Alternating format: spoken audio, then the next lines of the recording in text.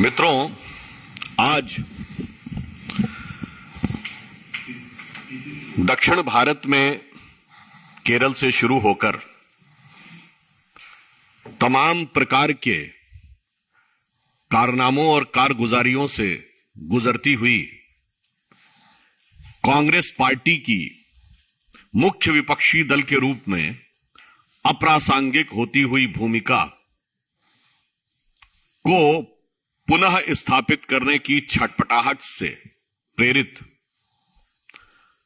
राहुल गांधी जी की तथाकथित भारत जोड़ो यात्रा आज समाप्त हुई।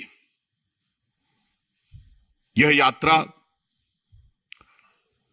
संयोग की बात यह है कि आज कश्मीर में समाप्त हुई और महत्वपूर्ण बात यह है कि महात्मा गांधी जी की पुण्यतिथि है, जो अहिंसा के सबसे बड़े प्रतीक थे, परंतु वो एक राज्य कश्मीर जो भारत में हिंसा का सबसे बड़ा केंद्र बना। ये वही कश्मीर है जिसके भारत में एकीकरण के लिए हमारे संस्थापक अध्यक्ष श्यामा प्रसाद मुखर्जी जी ने अपना बलिदान दिया था। ये वही कश्मीर है जहां स्वतंत्र भारत में एक ऐसा समय आया जब 10 वर्ष तक 26 जनवरी और 15 अगस्त को भी राज्यपाल भी झंडा नहीं फहरा सकते थे। 1988 से 1998, जिस दौर में हमारी पार्टी ने, जब डॉक्टर मुरली मनोहर जोशी जी हमारे राष्ट्रीय अध्यक्ष थे और वर्तमान प्रधानमंत्री श्री नरेंद्र मोदी जी युवा नेता के रूप में उस यात्रा के संयोजक थे, इसी श्रीनगर के लाल चौक पे जाके 26 जनवरी 1992 को झंडा फहराया था। तो उन बलिदानों और साहस के दम पर यही कश्मीर जो अगस्त 2019 में जो भारत के साथ संपूर्ण और असंदिग्ध रूप में एकाकार होने की प्रक्रिया पूर्ण हुई थी।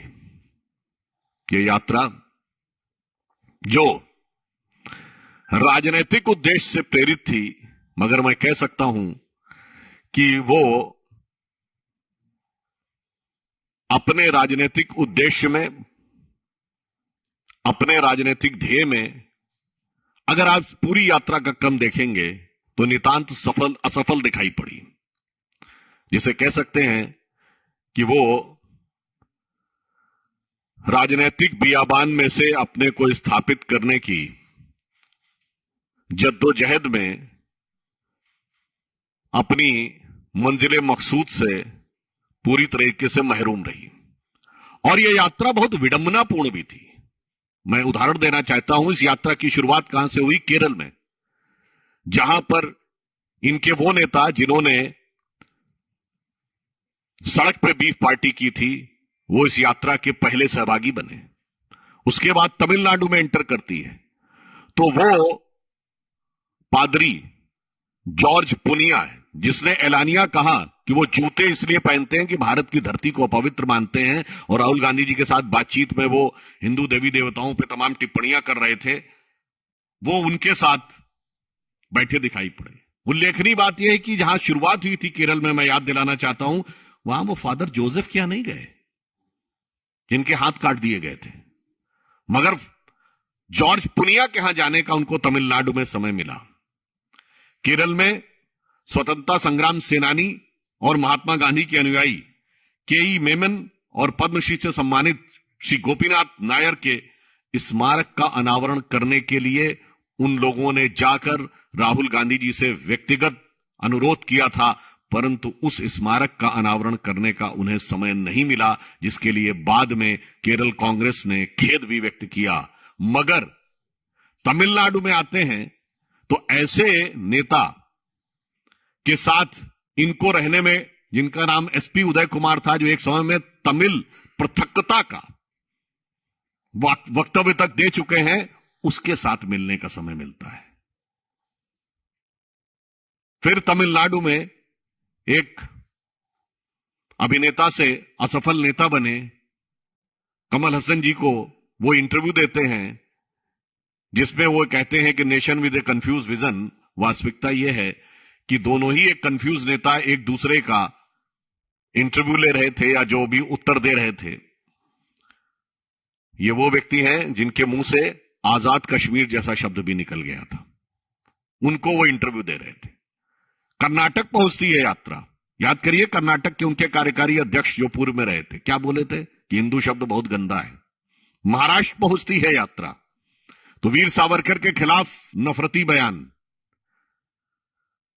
गुजरात में जा नहीं पाती है।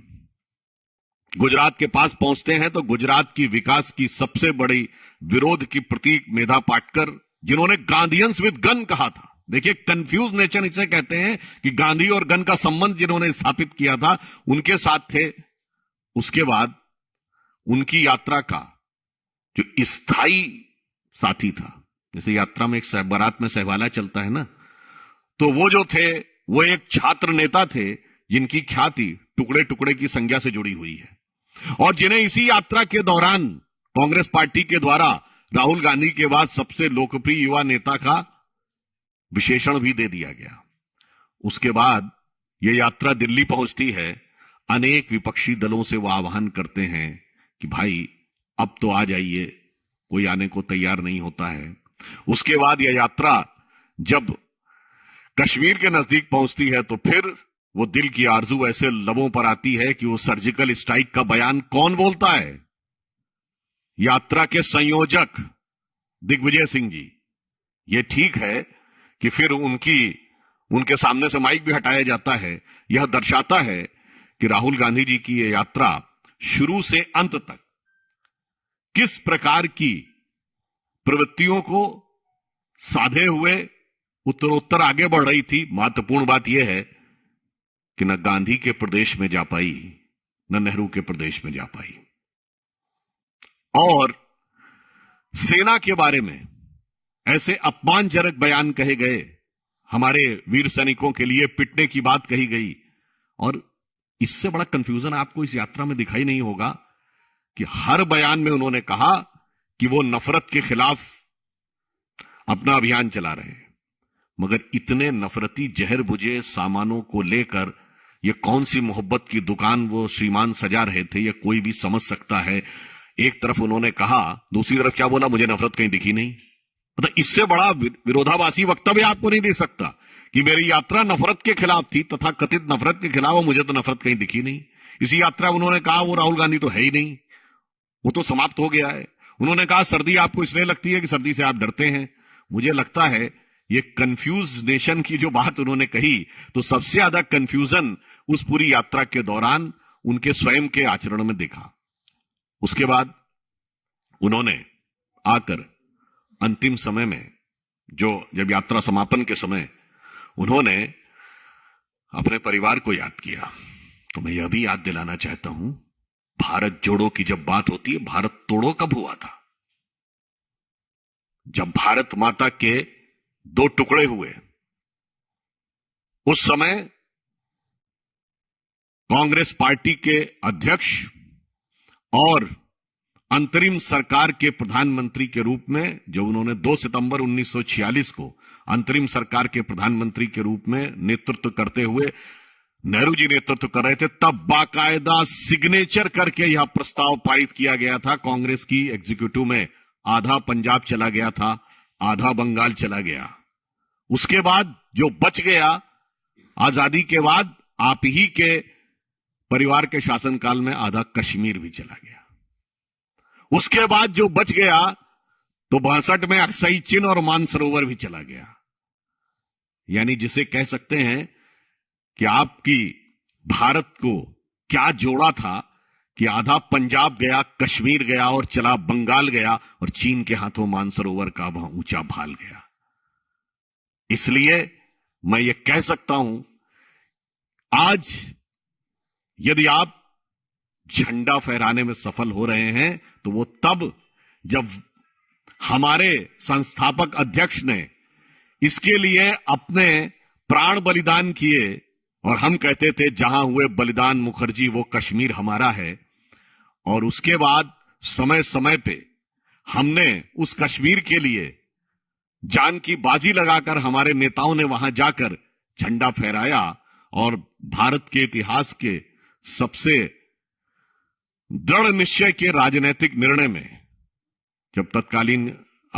जब हमारे प्रधानमंत्री जी ने 2019 में निर्णय लिया, तो आज वो हालात बने हैं कि वहां पर जाकर 26 जनवरी 15 अगस्त को डल लेक पे तिरंगे की पूरी लाइन दिखती है, कतार दिखती है, और आप यह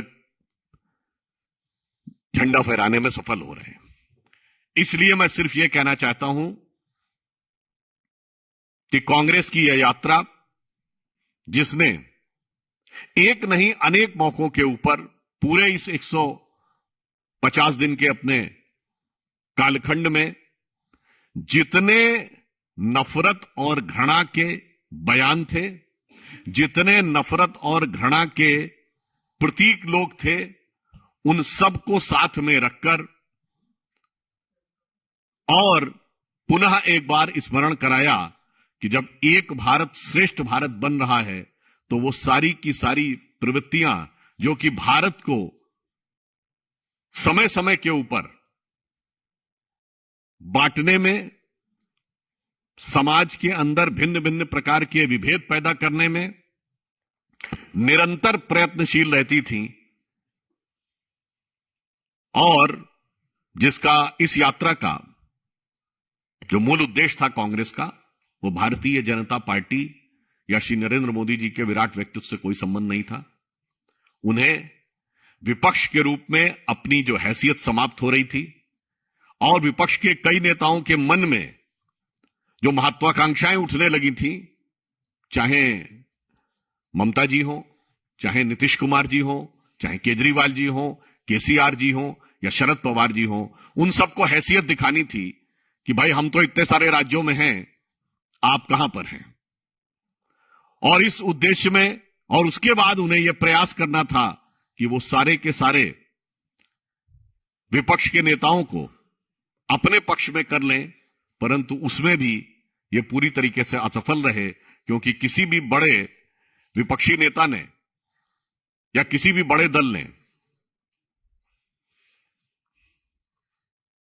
उनका साथ आने से इनकार कर दिया। अब मैं सिर्फ यह कहना चाहूंगा कि कांग्रेस यदि भारत जोड़ो की बात करती है, तो इससे बड़ी विडंबना नहीं हो सकती। और ये तथाकथित सेकुलर दल, विपक्षी दल, इनकी पूरी नीति क्या रही? कांग्रेस और उनकी जितनी ऑफशूट पार्टियां हैं, इन सब की भारत के बारे में क्या नीति रही कि बांटे आंगन और गलियारे, बांटे मंदिर और गुरुद्वारे, बांटे गली मोहल्ले सारे, गांव गांव में, खेत खेत में जात पात की म्याद बांट दी तुमने, एक वोट की खातिर देश की हर बुनियाद बांट दी। जिन्होंने देश में बिखराव, टकराव और दुराव के सारे बीज बोए, वो जब आकर आज यह कहने का प्रयास करते हैं, तो 21वीं सदी की भारतीय जनता पार्टी यह मानती है कि जो हमारी युवा पीढ़ी है, जिसके पास आज सारे सोर्स ऑफ इंफॉर्मेशन है, वो इन सारी चीजों को बहुत भली भांति समझ सकती है। आज कोई भी चाहे तो चीजों को जाके वेरीफाई कर सकता है। इसलिए अंत में मैं ये कहना चाहूंगा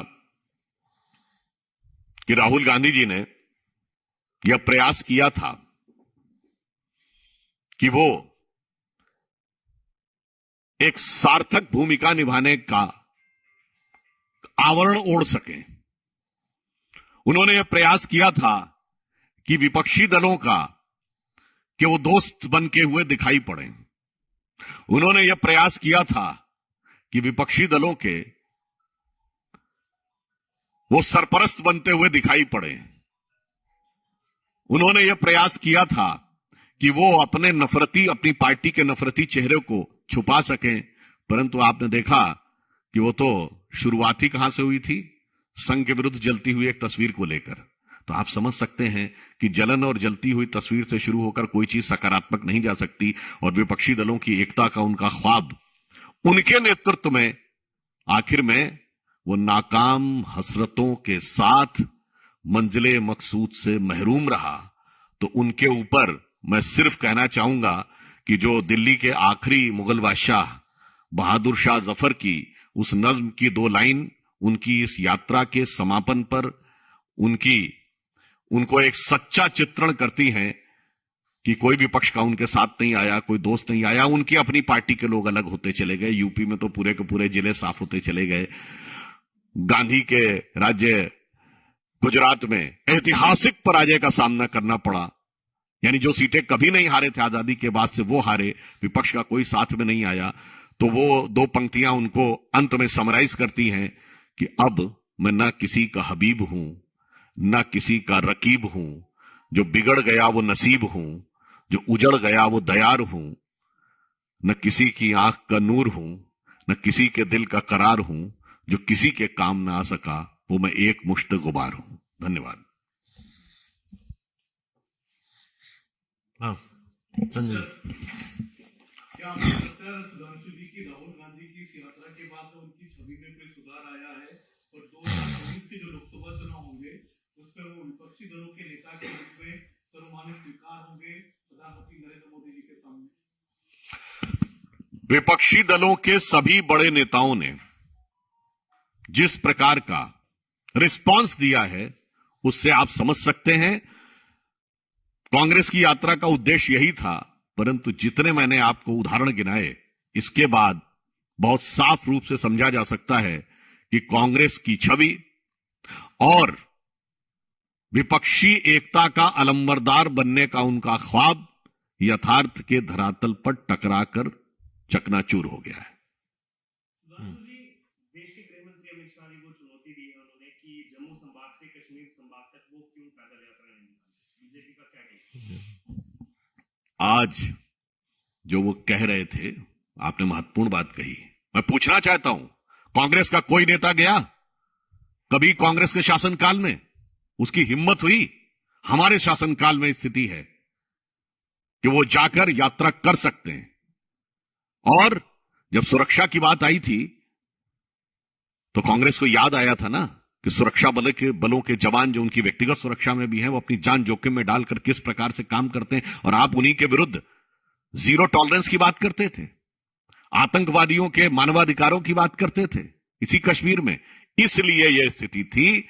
अब कश्मीर इतना बदल गया है क्योंकि कश्मीर के जो अलगाववादी लोग थे, आज उनकी स्थिति यह है कि इनके दौरे हुकूमत में और हमारे में यह अंतर आया कि हमने हुर्रियत से कभी बात नहीं की, कभी हुर्रियत को पाकिस्तान से बात नहीं करने दी। हुर्रियत के नेता जब इनके जमाने में आते थे, दिल्ली में जलवाए जलाल के साथ आते थे, दामाद बन के आते थे, रेड कारपेट वेलकम के साथ आते थे। अब एनआईए की पेशी में आते हैं, ईडी के मुकदमे में आते हैं और उनकी संपत्तियां कुर्क हो रही हैं।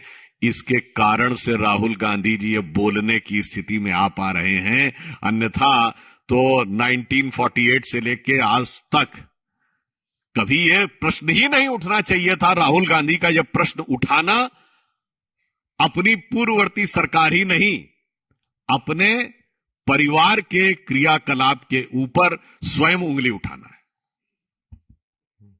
सर, राहुल गांधी ने फिर से चीन को लेकर के सरकार की नीतियों पर सवाल उठाए। कांग्रेस का कहना है कि डीडीएलजे कर्म दिया है जिसमें डिस्ट्रैक्ट करना और झूठ बोलना का आरोप लगाया भाजपा के ऊपर कि चीन को लेकर के जो पॉलिसी है सरकार की उस पर एक बार फिर से सवाल उठाया। देखिए, ये एक बार फिर से नहीं, ये उनका परमानेंट सवाल रहता है। उसका कारण जानते क्या है? जो लोग साहित्य समझते होंगे तो एक होता है स्थायी भाव और एक होता संचारी भाव। स्थायी भाव है भारतीय जनता पार्टी और मोदी जी से नफरत करना, और संचारी भाव है कि रह रह कर इस ढंग का कोई ना कोई मुद्दा उठाकर बोलते रहना। और चीन के बारे में सिर्फ यह कहना चाहूंगा कि हम सिर्फ उनसे पूछना चाहते हैं कि यह बताइए, आज चीन के साथ इंटरनेशनल डिप्लोमेसी में कौन खड़ा है? सिर्फ पाकिस्तान, लुटा पिटा बिखरता पाकिस्तान और एक अलग थलग पड़ा नॉर्थ कोरिया। इसके अलावा कोई साथ में हो तो बताएं। और एक दौर था जबकि सब के सब चीन के साथ खड़े होते थे। आज पहली बार ऐसा है महत्वपूर्ण बात यह है कि इनको अपनी सेना के वक्तव्य पे भरोसा नहीं, इनको अपनी सरकार के वक्तव्य पे भरोसा नहीं। अरे चीन की सरकार तो उल्टा आरोप लगा रही है कि भारत उनके क्षेत्र में घुसा हुआ है। चीन की सरकार पे भी भरोसा नहीं तो मेरे भाई भरोसा किस पे होना चाहते हो समझ में नहीं आता है। विदेश नीति के बारे में आप समझिए कि यूक्रेन और रूस के युद्ध के समय प्रधानमंत्री जी ने दोनों से समानता से बात की। पुतिन के सामने बैठकर यूक्रेन को भी धन्यवाद दिया और पुतिन ने उनकी तारीफ कर दी। तो रशिया के पुतिन जी को समझ में आ गया, अपने भैया पुतन को नहीं समझ में आ रहा है, तो अब इसके लिए हम क्या कर सकते हैं। एक मिनट नीरज। सर उन्होंने कहा कि मैं इलाहाबाद का रहने वाला हूँ, गंगा किनारे रहता हूँ, आप लोगों ने कश्मीरियत को गंगा में डाल दिया। उन्होंने डाला। सोच को राहुल गांधी ने ये गए क्यों नहीं थे प्रयागराज? इतना दुराव क्यों रखा? न प्रयाग गए न वाराणसी गए, चलो कोई बात नहीं, रायबरेली तो चले जाते, अपनी माता जी की कर्मभूमि, अपने स्वर्गीय पिताजी के क्षेत्र अमेठी चले जाते, अपने क्षेत्र अमेठी। मतलब आप भारत के इतिहास का यह पहला बड़ा राष्ट्रीय दल का अध्यक्ष देखते होंगे जो अपने क्षेत्र से चुनाव हारने के बाद अपने एक बड़े राजनीतिक कार्यक्रम में वहां भी नहीं गए। और रही बात इसको, तो हम एक बात कहना चाहते हैं, उन्होंने जिस कश्मीरियत की बात कही, तो हमारे प्रधानमंत्री श्री नरेंद्र मोदी जी ईमानदारी से इसमें विश्वास रखते हैं। कश्मीरियत, जमहूरियत और इंसानियत, और वो जिसकी बात करते हैं, कश्मीरियत का जितना बड़ा प्रतीक, अगर सबसे बड़ा प्रतीक है तो अमरनाथ, अमरनाथ पर अटैक करने वाले कश्मीरियत के प्रतीक नहीं हो सकते। आतंकवादियों का समर्थन करने वाले और सुरक्षा बलों के हत्या का जश्न मनाने वाले इंसानियत के प्रतीक नहीं हो सकते। और भारत को अलग रखने वाले, और जिस जमाने में, अब तो खैर वो पुराने जमाने की बात हो गई, लेकर रहेंगे आजादी, बंदूक के दम पर आजादी, ये जमहूरियत के प्रतीक नहीं हो सकते। अफसोस यह है कि आपने इनको कश्मीरियत, इंसानियत, जमहूरियत का प्रतीक बनाया था। हमने ईमानदारी से ब्लॉक लेवल तक, जिला लेवल तक चुनाव करके जमहूरियत स्थापित की है।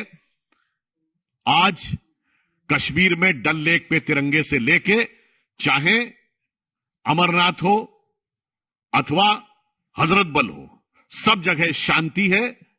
हमने कश्मीरियत भी स्थापित की है और अब आतंकवादियों के समर्थन में कोई कश्मीर में बयान नहीं देता, ये इंसानियत भी स्थापित की। एक मिनट। राहुल गांधी कहते हैं कि हमारी लड़ाई बीजेपी और आरएसएस के एजेंडे के खिलाफ है, पूरा देश इसका समर्थन करता है। जब मैं भारत जोड़ो यात्रा कर रहा हूं, देखिए, पहली बात तो यह है कि वो अभी अपने बारे में नहीं बता पा रहे हैं, तो उनसे ये बताइए कि उनके हिसाब से एजेंडा क्या है। अभी अपनी पार्टी का एजेंडा तो उन्हें क्लियर नहीं, तो भाजपा का एजेंडा वो क्या समझते हैं। हमारा एजेंडा बहुत साफ था, एक भारत श्रेष्ठ भारत। हमारे एजेंडा की वजह से ही आज कश्मीर भारत का हिस्सा है। हमारे ही पहले संस्थापक अध्यक्ष के बलिदान से सदर रियासत का पद, यानी सेपरेट प्राइम मिनिस्टर का पद खत्म हुआ था। उसके बाद ही सुप्रीम कोर्ट और चुनाव आयोग के दायरे में कश्मीर आया था। और मैं कहना चाहूंगा कि राहुल गांधी जी तो ये बोले थे ना कि वो आरएसएस को समझने के लिए वो कुछ हिंदू धर्म ग्रंथ भी पढ़ने की कोशिश कर रहे हैं। मुझे लगता है अभी तक शायद पढ़ नहीं पाए, वो समझ नहीं पाए। इसलिए मेरा विचार यह है कि पहले वो कांग्रेस का एजेंडा समझ लें, उसके बाद भारतीय जनता पार्टी के एजेंडे पर प्रश्न करें। वो समझे ना समझे, हमें कोई फर्क नहीं पड़ता। देश की जनता ने श्री नरेंद्र मोदी जी के नेतृत्व में भारतीय जनता पार्टी का एजेंडा भली भांति समझ रखा है। हर गरीब को शक्ति देना, यानी अंतिम सीढ़ी पर खड़े हुए व्यक्ति का उदय, दूसरा है विकास, और तीसरा है गौरव के साथ राष्ट्रवाद। एक पहले आप पूछ लीजिए फिर। प्रधानमंत्री जी ने कल बोले कि मिडिल क्लास को रीच आउट करना चाहिए, they have been also benefited. तो वो जो, क्योंकि बार बार निर्मला जी ने भी बोला कि मैं खुद मिडिल क्लास, इस बार बजट में मिडिल क्लास को कुछ खास एक्सपेक्ट करना चाहिए। बस 24 घंटे इंतजार करिए। आप भारत जोड़ो यात्रा के समापन में जो स्पीच दिया राहुल गांधी जी ने, उनमें कहा है कि जब मैं यात्रा में चल रहा था तो मुझे बहुत सारी महिलाएं मिली, उनमें से कुछ ने भावुक होकर क्या मैं पुलिस से बात करूं, तो महिलाओं का कहना था राहुल जी के मुताबिक कि इससे उनका नुकसान हो जाएगा, तो आप पुलिस से बात ना करें। इसके ऊपर आप हो सकता है, क्योंकि अगर देखें तो पूरे भारत में सबसे अधिक महिलाओं पे अत्याचार के प्रकरण राजस्थान में आए हैं। तो हो सकता है कि उनको लगा हो कि अगर राजस्थान में ऐसा किसी ने कुछ बताया हो तो उन्होंने उनको सलाह दी हो कि न बताएं, क्योंकि उनकी पुलिस के जो हरकतें रही हैं राजस्थान में लॉ एंड ऑर्डर की, वो इसी प्रकार की रही हैं। तो उन्हें यह भी स्पष्ट करना चाहिए। और मैं एक और बात कहना चाहता हूं, तो किस राज्य में था, इसके अलावा राहुल गांधी जी कांग्रेस के पूर्व अध्यक्ष हैं, कांग्रेस के सबसे बड़े नेता हैं और सांसद भी हैं। यदि कोई व्यक्ति उनसे कह रहा है कि मेरे साथ गलत हुआ है, तो वो ये सलाह देते हैं कि वो पुलिस को नहीं बताना चाहिए, और उसके बाद वो शांत रहते हैं। उन्हें तो तुरंत कार्रवाई करनी चाहिए थी, उन्हें स्वयं जाके एफआईआर करवानी चाहिए थी। यह कहना अपने आप में दर्शाता है कि या तो वो सिर्फ ये एक प्रकार का भ्रम फैला रहे हैं, और या फिर वो शायद अपनी किसी सरकार को बचाने की कोशिश कर रहे हैं। राष्ट्रपति राहुल गांधी ने सीधे तौर पे कहा कि उन्होंने एक के बाद एक बलिदान देखे हैं, और ये देश के प्रधानमंत्री देशभक्ति और सुरक्षा सलाहकार महसूस नहीं कर सकते, और लोग सोच रहे थे कि उनके पीछे लाल होकर वो लौटेंगे, लेकिन कश्मीर को अपने गले लगा। देखिए, हम तो सिर्फ ये कहना चाहेंगे कि बलिदान होने की बात अगर है तो स्वतंत्र भारत में पहला आत्म बलिदान हमारे संस्थापक अध्यक्ष श्याम प्रसाद मुखर्जी जी ने किया था, और उसके बाद कितने बलिदान नहीं देखे हैं, और विरोध होने के बावजूद कैसा साथ दिया है। 62 का युद्ध हो, नेहरू जी के वक्तव्य पढ़ रहे हैं, जनसंघ ने कैसा साथ दिया, जनसंघ के साथ साथ राष्ट्रीय स्वयंसेवक संघ ने कैसा साथ दिया। 65 के युद्ध में शास्त्री जी के वक्तव्य पढ़ने, 71 के युद्ध में अटल जी के वक्तव्य पढ़ने, नरसिम्हा राव के समय में 95 में जेनेवा में किस ढंग से जाके अटल जी ने सरकार का समर्थन किया था, और उन्होंने क्या किया है। हमारे लोगों ने उत्तर से दक्षिण तक सदा सर्वदा बलिदान दिया है। हां, यह भी मैं कहना चाहता हूं कि जो दुखद हत्याएं हुई उसके लिए देश को बहुत कष्ट है, परंतु यह भी एक सत्य है कि उन्हीं के परिवार के 2 प्रधानमंत्रियों ने अपनी अध्यक्षता में गठित कमेटी के द्वारा अपने को भारत रत्न भी दिया है। नेहरू जी ने भी अपने को भारत रत्न दिया अपनी सरकार में, और इंदिरा जी ने भी अपने को भारत रत्न दिया अपनी सरकार में, अपनी अध्यक्षता में बनी कमेटी से। ओके,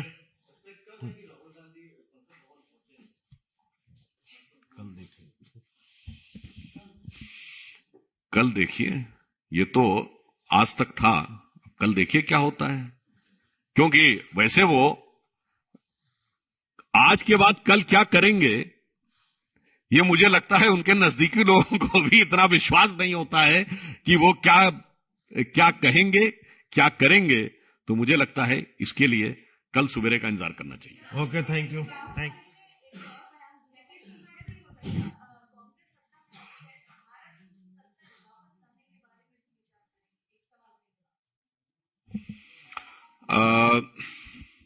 देखिए, इस पे सिर्फ मैं ये कहना चाहूंगा कि अगर उन्होंने ये बयान दिया है तो हम लोगों की तरफ एक कहावत होती है लखनऊ में, अमामिया वो दिन लद गए जब उस्ताद लल्लू खां फाख्ते उड़ाया करते थे।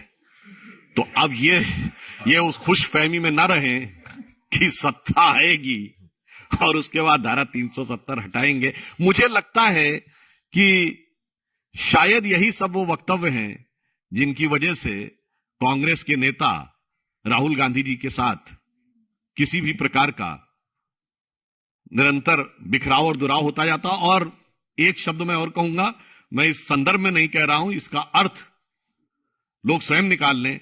शायद ऐसे ही कुछ कारण है जिसकी वजह से कुछ राज्य सरकारों ने अपने यहां बाल बुद्धि शब्द को असंसदीय घोषित कर दिया है।